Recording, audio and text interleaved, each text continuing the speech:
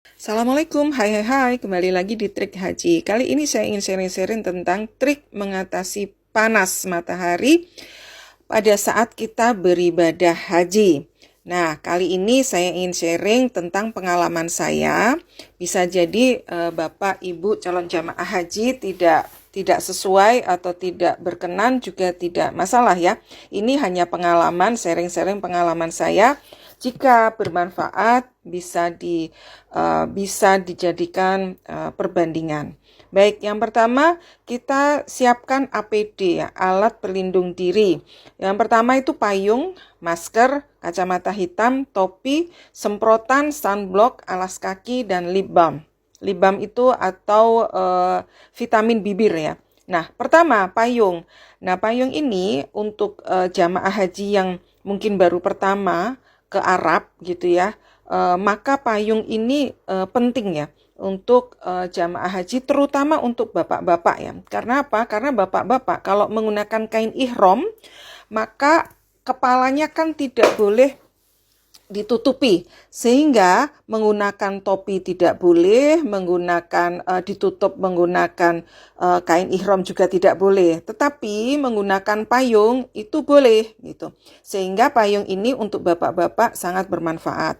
Kalau untuk ibu-ibu, saya sendiri itu jarang pakai payung, sekali dua kali aja. Kenapa? Karena mungkin saya bisa menggunakan yang lain gitu ya, tidak payung. Saya jarang menggunakan payung. Kemudian kacamata hitam. Kacamata hitam menurut saya yang enak digunakan pada saat haji atau umroh itu adalah yang kacamata hitam pekat. Hitam pekat tuh maksudnya bagaimana? Nah, seperti dalam video TikTok ini adalah kacamata hitam pekat. Uh, tapi kita juga lihat juga ya, beberapa teman saya itu menggunakan kacamata yang gradasi atau tidak terlalu pekat. Nah, kalau tidak terlalu pekat, maka kita tetap akan silau ya. Nah, kalau yang dengan kondisi di Arab Saudi, kacamata yang kita perlukan tuh yang hitam pekat. Kemudian topi. Nah, topi ini kalau kita lebih praktis daripada payung ya, topi ini. Jadi kalau teman saya memang dia lebih suka menggunakan topi. Kalau saya memang jarang ya, saya jarang menggunakan topi, saya jarang menggunakan payung, hanya sesekali. Tetapi mau topi mau payung itu masing-masing bisa disesuaikan. Kemudian yang berikutnya APD yang sangat kita perlukan yaitu semprotan ya. Semprotan itu sebaiknya menurut pengalaman saya, semprotan itu botolnya yang kecil aja. Mungkin sekitar 100 ml atau 150 yang dia masuk ke tas kita itu tidak mengganggu ya. Artinya tidak tumpah, tidak ini. Dan itu semprotan itu juga banyak ya. Banyak dijual yang dia itu tidak terlalu besar. Kalau dari pemerintah itu memang besar ya. Dia mungkin kapasitasnya sekitar 500 mili ya. Sehingga di bawah itu agak berat, kemudian dimasukkan tas juga takut tumpah, sehingga kalau saya memang saya tidak menggunakan untuk yang dari Indonesia dari pemerintah, tapi saya membawa semprotan yang lebih kecil. Kemudian sunblock ini sangat penting untuk yang sensitif ya. Kalau saya sendiri karena mungkin saya tidak terlalu sensitif, saya cukup menggunakan hand body. Kalaupun enggak juga enggak apa-apa. Kemudian alas kaki. Nah, ini khusus untuk bapak-bapak, di mana bapak-bapak itu tidak menggunakan kaos kaki, maka alas kakinya sebaiknya menggunakan yang memang tahan panas ya. Tidak tipis, tetapi memang nyaman digunakan dan dia tidak terlalu, kalau dipakai tidak terlalu panas ya. Jadi cari alas kaki yang bisa mengatasi panas untuk bapak-bapak. Kalau untuk ibu-ibu, alas kakinya sebaiknya yang nyaman digunakan untuk jalan jauh, seperti sepatu sneakers atau sepatu-sepatu olahraga yang ringan, tebal gitu ya, dan dia nyaman dipakai. Kemudian lip balm. Lip balm ini atau vitamin bibir ini sangat penting ya, karena kalau kita kering gitu ya, bibirnya kering tuh pecah-pecah, itu sangat sakit kalau kita harus makan dan lain sebagainya ya, sehingga kita perlu lip balm untuk mengatasi bibir pecah-pecah. Kemudian kita selain APD, kita juga perlu minum Oralit. Oralit itu untuk apa? Oralit itu bukan hanya sekedar untuk obat diare ya, tapi Oralit itu untuk jamaah haji, jamaah umroh ini sangat penting untuk menghindari dehidrasi. Nah, saya mengkonsumsi Oralit itu kalau saya sholat ke Masjidil Haram. Nah, dulu 2011 hotel kami itu di Aziziyah, sekitar 1,5 sampai 2 kilometer dari Masjidil Haram. Dan 2024 hotel saya itu di Sisyah yang sekitar 7 kilo ya dari Masjidil Haram, sehingga saya perlu naik bus dan kemudian turun dari terminal Sip Amir untuk jalan kaki menuju Masjidil Haram. Itu lumayan jauh ya, sekitar 500 meter. Belum lagi kita jalan mencari tempat sholat, bisa jadi sekitar 700 meter ya. Nah, maka kita perlu Oralit untuk menghindari dehidrasi.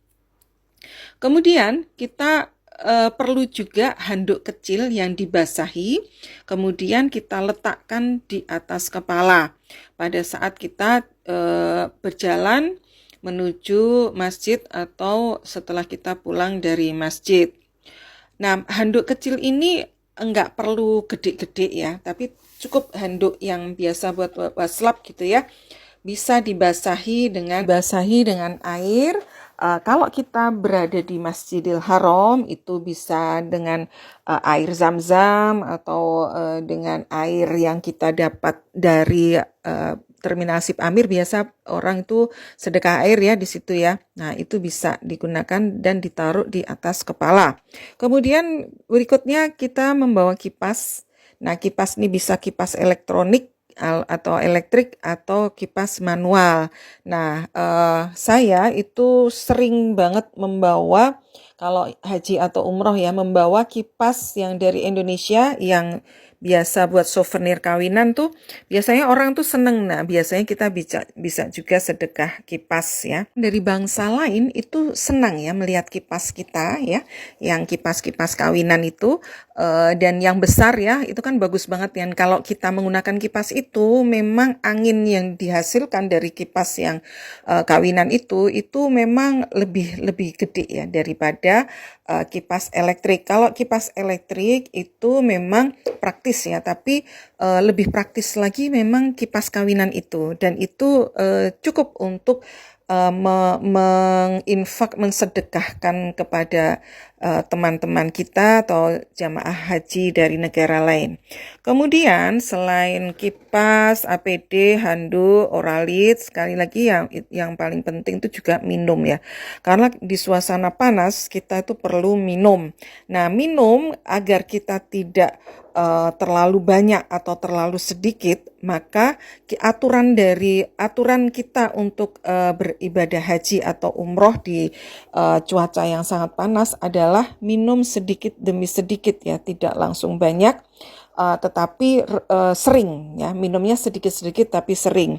Jadi tidak perlu menunggu haus, tapi kita cukup sering minum. Apalagi kita di dalam masjid ya, di situ air zam-zam berlimpah, kita bisa minum sepuas-puasnya. Tetapi perlu kita waspadai bahwa kita kalau di dalam Masjidil Haram maka toilet itu jauh, sehingga kita atur minum itu, kita atur supaya kita tidak kehausan, tetapi kita juga tidak sering BAK.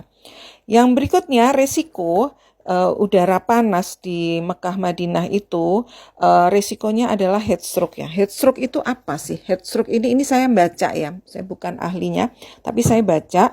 Kondisi serius akibat suhu tubuh yang meningkat drastis karena cuaca panas ekstrim, di mana tubuh tidak mampu mengkontrol suhu.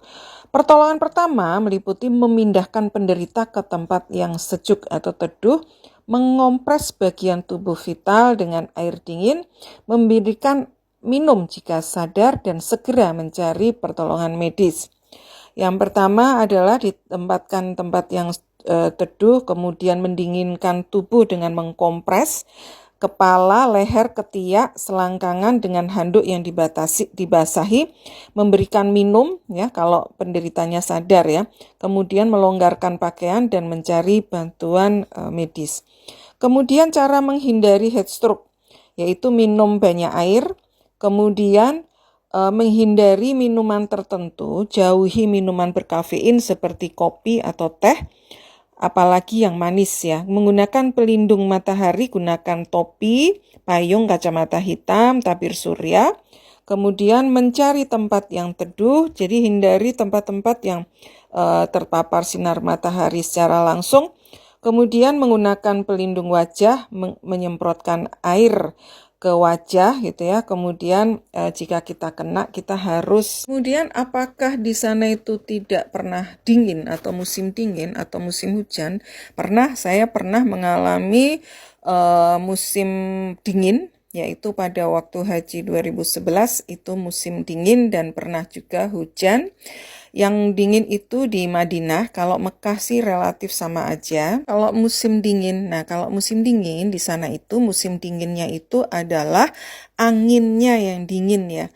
Memang pernah dingin sekali ya memang, tetapi panasnya juga tetap panas gitu. Jadi di sana itu meskipun musim dingin, udaranya panas, tetapi anginnya itu dingin, jadi menusuk gitu ya. Meskipun udaranya terik ya. Nah, cara mengatasinya, kalau saya tidak menggunakan jaket tebal ya. Kenapa? Karena jaket tebal itu fungsinya tidak terlalu kita pakai kalau kita sedang haji atau umroh, menu-menuin koper ya. Tetapi saya menggunakan baju berlapis.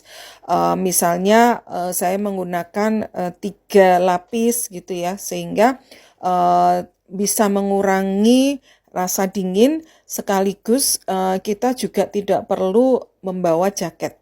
Nah, seragam batik kita itu bisa difungsikan juga sebagai jaket ya. Itu bisa dibikin sedemikian rupa, modelnya menjadi jaket atau menjadi blazer yang relatif lebih hangat ya. Kalau kita naik hajinya di musim dingin atau umrohnya di musim dingin, kita modifikasinya di seragam batiknya. Supaya apa? Supaya kita tidak terlalu membawa jaket yang tebal. Apakah di pesawat itu kita perlu jaket? Saya enggak ya. Karena di dalam pesawat itu selain kita menggunakan seragam, baju berlapis, itu kan juga ada selimut dari maskapai yang bisa digunakan. Sehingga kita mengurangi bawa barang yang terlalu banyak, yaitu jaket. Jadi nggak perlu, kalau saya nggak perlu. Nah, itu adalah pengalaman saya pada saat haji dan umroh. Nah, kalau kita lihat video TikTok ini ya, saya itu rata-rata karena saya tidak bersama suami gitu ya, saya naik hajinya sendiri, saya lebih sering sholat duhur dan asar, sehingga memang sangat panas. Saya perlu oralit, saya perlu APD, dan saya perlu fit dalam berhaji dan umrah.